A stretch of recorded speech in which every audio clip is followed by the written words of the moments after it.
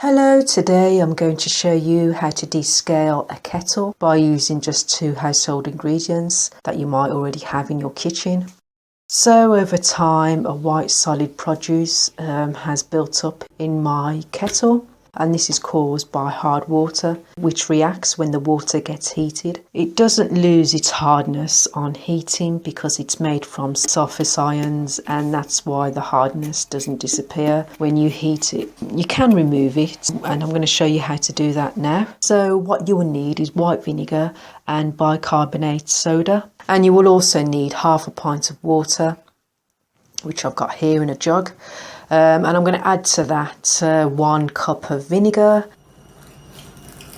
and I've run out of vinegar. I'm just going to grab myself another bottle.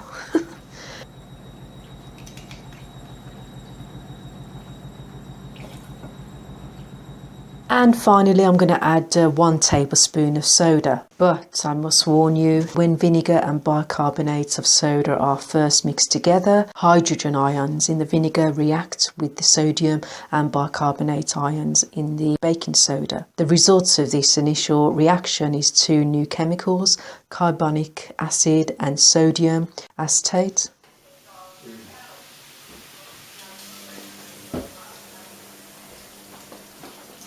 So for this process you might want to add each ingredient directly into your kettle to avoid the mess.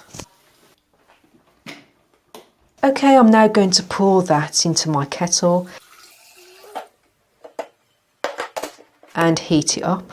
If your kettle is really scaly, you might want to leave the solution overnight. I'm going to pour out the water, and as you can see the hard solid rock is starting to break away from the kettle. So I'm just going to continue rinsing the kettle out until it's clear.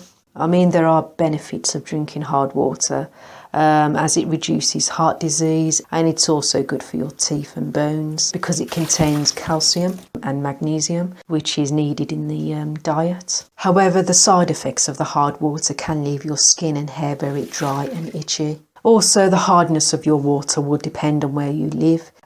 Each region will have different levels of hard water, depending on its source and treatment.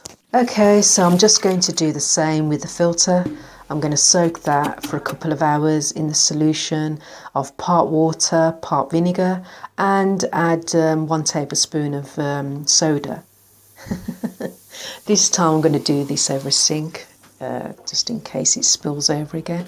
And I'm going to brush away any loose particles and pop it back in the solution and soak it again for a bit longer.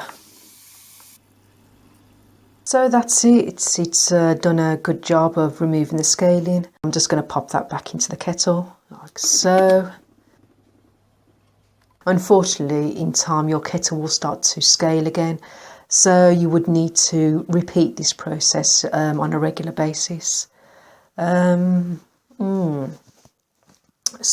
that's it. Thanks for watching. I hope this worked for you as it worked for me.